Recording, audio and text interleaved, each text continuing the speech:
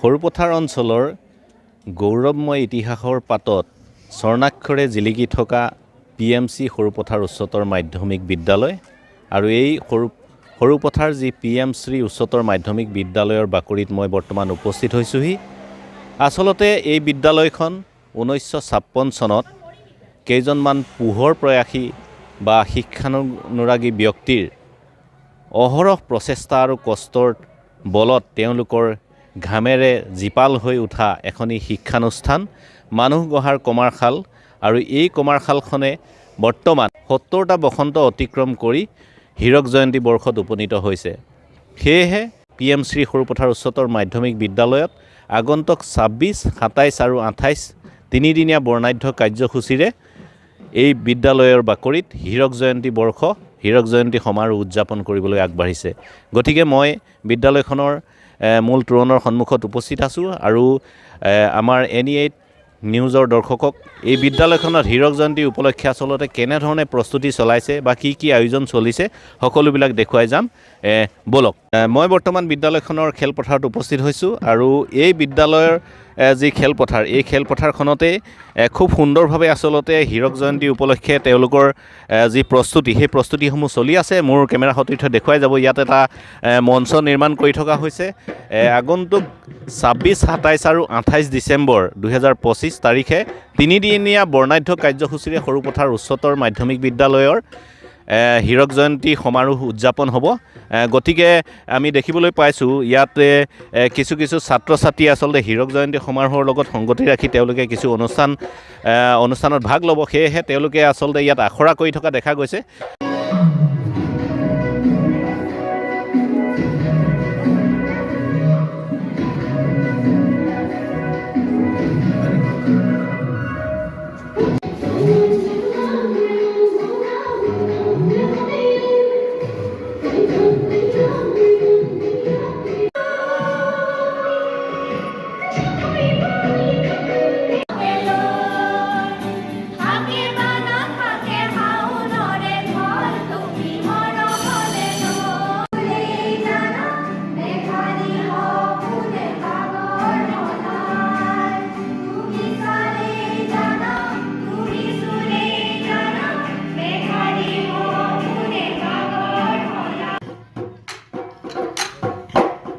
এনেধৰণে এই বিদ্যালয়খনৰ বিভিন্ন ধৰণৰ প্ৰস্তুতি চলি আছে আৰু বৰ্তমান মোৰ সৈতে উপস্থিত আছে বিদ্যালয়খনৰ অধ্যক্ষা তথা উদযাপন সমিতিৰ মুখ্য সম্পাদিকা মিতালী বাইদেউ। গতিকে বাইদেউৰ পৰা মই মতামত ল'ম। কি ক'ব, যিহেতু হীৰক জয়ন্তী আপোনালোকে উদযাপন কৰিবলৈ আগবাঢ়িছে? আমি সঁচাকৈ খুব ভাল লাগিছে। আমাৰ অনুষ্ঠানটো হ'বলৈ গৈ আছে অহা 26, 27, 28 ডিচেম্বৰ তাৰিখে বৰ্ণাঢ্য কাৰ্যসূচীৰে। আমি প্ৰস্তুতি আমাৰ সম্পূৰ্ণ হৈ গৈছে বুলি ক'লেও ভুল কোৱা নহ'ব, যিহেতুকে আমাৰ প্ৰথম দিনাখনৰ অনুষ্ঠান আমাৰ থাকিব পতাকা উত্তোলনৰ পৰা আৰম্ভ কৰি সাংস্কৃতিক সন্ধিয়া, তেনেকৈ ধৰণে তিনিদিনে আমাৰ অনুষ্ঠান থাকিব।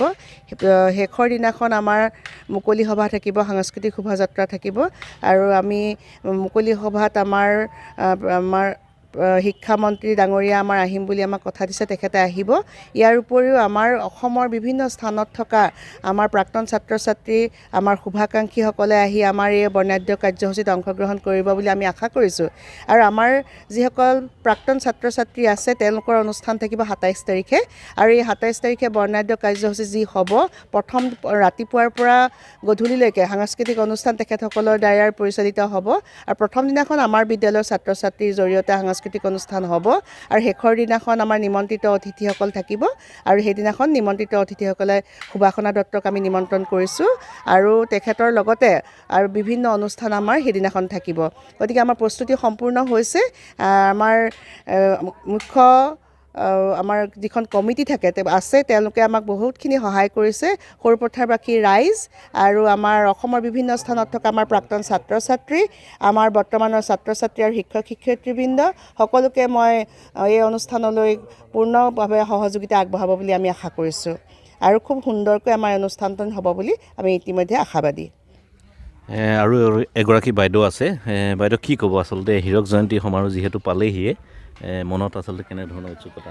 আমি খুব ভালদৰে প্ৰস্তুতি আৰম্ভ কৰিব পাৰিছোঁ বুলি ভাবিছোঁ আৰু আমি অতি অধীৰ আগ্ৰহেৰে বাট চাই আছোঁ, কিয়নো 71টা বছৰ খুব উজ্জ্বলভাৱে প্ৰত্যেকটো দিশতে যিহেতু আমাৰ স্কুলখনত আৰ্টছ ছায়েন্স ভকেশ্যনেলকে ধৰি ক্লাছ 6ৰ পৰা আছে ইমানখিনি ছাত্ৰ ছাত্ৰীৰ প্ৰতিটো আশা প্ৰত্যাশা পূৰণ কৰি এখন বিদ্যালয়ে সৰুপথাৰৰ নিচিনা প্ৰত্যন্ত অঞ্চল এটাত আহি 71 বছৰ অতিক্ৰম কৰিছে। এই কথাটোৱে আমাক সকলোকে মনত গৌৰৱবোধ কৰায় যিহেতু এখন বিদ্যালয়ে একেধাৰে বিদ্যালয়ৰ গৌৰৱময় ইতিহাস ধৰি ৰাখিব পৰাটো ইমান সহজ কথা বুলি নাভাবোঁ। তেনে ক্ষেত্ৰত আমাৰ বিদ্যালয়খনে 71টা বছৰে কি কৰিলে এইখিনি প্ৰদৰ্শন আমি আমাৰ প্ৰাক্তন ছাত্ৰ ছাত্ৰীৰ লগতে শিক্ষাৰ লগত জড়িত আৰু সৰুপথাৰৰ বিভিন্ন ক্ষেত্ৰত জড়িত ব্যক্তিসকলৰ সৈতে আমি জানিম একেলগে সকলোখিনি আমি ইয়াতে মুকলিকৈ সকলোৱে জনাৰ ব্যৱস্থাপনা আমি পাইছোঁ। তাৰ পৰা আমি ইতিহাস এটাৰ আগ ধৰি সেই ইতিহাসক মুখ্য কৰি আমাৰ অঞ্চলটোক আগবঢ়াই নিয়াৰ ক্ষেত্ৰতে এখন শিক্ষানুষ্ঠানে কেনেকুৱা ধৰণে বাট কাটিব পাৰে সেই বিষয়ে আমি জানিব পাৰিম। গতিকে আমি 26, 27 আৰু 28 ডিচেম্বৰলৈ অধীৰ আগ্ৰহেৰে বাট চাইছোঁ। আমি কি কৰিলোঁ আৰু কি কৰি আছোঁ, ভৱিষ্যতে কি কৰিব পাৰিম, এই প্ৰত্যাশাসমূহ সেই দিনকেইটাত প্ৰতিফলিত হ'ব। হয়, নিশ্চিতভাৱে আচলতে অধীৰ আগ্ৰহেৰে সকলোৱে বাট চাই আছে। আৰু এজন শিক্ষক আছে, মই তেওঁৰ পৰা মতামত ল'ম। কি ক'ব ছাৰ? এটা সুন্দৰ মুহূৰ্ত, যিহেতু হীৰক জয়ন্তী বৰ্ষ আপোনালোকে উদযাপন কৰিবলৈ আগবাঢ়িছে, কেনেকুৱা অনুভৱ? সঁচা অৰ্থত সৰুপথাৰ অঞ্চলৰ স্বাভিমান PMC সৰুপথাৰ উচ্চতৰ মাধ্যমিক বিদ্যালয়ে 71টা বছৰ গৰকিলে ইতিমধ্যে। আৰু এই আপাহতে আমি যি হীৰক জয়ন্তী উৎসৱ পালন কৰিবলৈ ওলাইছোঁ, সেই হীৰক জয়ন্তী উৎসৱ নিশ্চয় বৰ্ণাঢ্য আৰু সৰ্বাংগ সুন্দৰ হ'ব বুলি আমি আশাবাদী। আমাৰ 3 দিনৰ কাৰ্যসূচী ইতিমধ্যে সকলো ৰাইজে অৱগত হৈছে। তথাপিও মই থুৰতে 2-এটা কাৰ্যসূচীৰ বিষয়ে ক'ব বিচাৰিছোঁ। বিশেষকৈ আমাৰ প্ৰথম দিনাৰ কাৰ্যসূচীসমূহ চলি যোৱাৰ লগে লগে আমাৰ 3 দিনতে সাংস্কৃতিক সন্ধিয়া থাকিব। আৰু এই 3 দিনৰ সাংস্কৃতিক সন্ধিয়াত প্ৰথম দিনাৰ সাংস্কৃতিক সন্ধিয়া আমাৰ গুৱাহাটীৰ এটা বেণ্ডে তেওঁলোকৰ কলা কৌশল প্ৰদৰ্শন কৰিব। আৰু এই বেণ্ডটোৰ কথা ইতিমধ্যে আমাৰ চিঠিখনত উল্লেখ নহ'ল, কিন্তু আমি এই অনুষ্ঠানটোৰ এই মিডিয়াৰ জৰিয়তে আমি জনাব খুজিছোঁ সমূহ ৰাইজক, যাতে এই বেণ্ডৰ কাৰ্যসূচী চাবলৈ সমূহ সৰুপথাৰবাসী ৰাইজ আহি আমাৰ থলীত উপস্থিত হয়। আৰু আমাৰ এই এলুমনিৰ যিটো কাৰ্যসূচী তাৰ লগত লক্ষ্য উল্লেখ কৰি পেলাই আমি এটা মোমেণ্টৰ ব্যৱস্থা কৰিছোঁ আৰু ৰেজিষ্ট্ৰেশ্যনৰ ব্যৱস্থা কৰিছোঁ প্ৰাক্তন ছাত্ৰ ছাত্ৰীসকলৰ। প্ৰাক্তন ছাত্ৰীসকলক প্ৰথম দিনাখনেই আমাৰ পৰা প্ৰথম দিনাৰ কাৰ্যসূচী নহয়, দ্বিতীয় দিনাৰ কাৰ্যসূচীত তেখেতসকলক আমি এটা ৰেজিষ্ট্ৰেশ্যন নম্বৰ দিম আৰু লগতে আমি তেখেতসকলক এটা মেমেণ্ট উপহাৰ দিম। আৰু এই ক্ষেত্ৰত সকলো প্ৰাক্তন ছাত্ৰ ছাত্ৰীয়ে যাতে আহি এই নিজৰ পঢ়ি যোৱা বিদ্যালয়খনত উপস্থিত হয় এখন্তেকৰ এপলকৰ বাবে হ'লেও তেখেতসকল স্মৃতিৰ ৰোমন্থন কৰিব পাৰে, তাৰ প্ৰতি আমি সকলোকে আহ্বান জনাইছোঁ। আমি আশা কৰোঁ সকলো ছাত্ৰ ছাত্ৰী আমাৰ প্ৰাক্তন ছাত্ৰ ছাত্ৰীৰ সমাৰোহলৈ আহিব।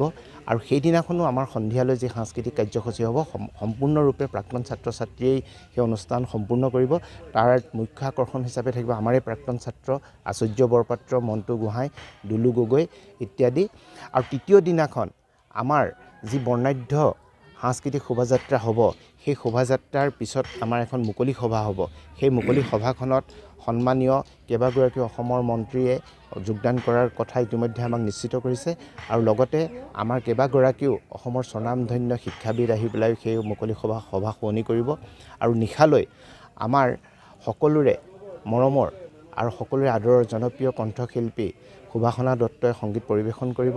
মই অতিকৈ আশাবাদী এই 3 দিনৰ কাৰ্যসূচীয়ে সৰুপথাৰবাসীক অতিকৈ আনন্দিত কৰি তুলিব। আৰু আমি সকলো প্ৰাক্তন ছাত্ৰ ছাত্ৰী, সমূহ শিক্ষক শিক্ষয়িত্ৰী আৰু প্ৰাক্তন শিক্ষক শিক্ষয়িত্ৰী সকলো মিলি এই 3 দিনৰ কাৰ্যসূচী সুন্দৰভাৱে উপভোগ কৰিম। ধন্যবাদ। গতিকে আগন্তুক 26, 27 আৰু 28 ডিচেম্বৰ তাৰিখে 3দিনীয়া বৰ্ণাঢ্য কাৰ্যসূচীৰে সৰুপথাৰৰ যি PMC সৰুপথাৰ উচ্চতৰ মাধ্যমিক বিদ্যালয় আছে, সেই PMC সৰুপথাৰ উচ্চতৰ মাধ্যমিক বিদ্যালয়ত যি হীৰক জয়ন্তী সমাৰোহ উদযাপন কৰিবলৈ আগবাঢ়িছে, এই হীৰক জয়ন্তী সমাৰোহৰ প্ৰস্তুতি প্ৰায় সম্পন্ন হৈছে বুলি আমাক জানিবলৈ দিছে। সৰুপথাৰৰ পৰা মণ্টু শৰ্মাৰ ৰিপৰ্ট, NA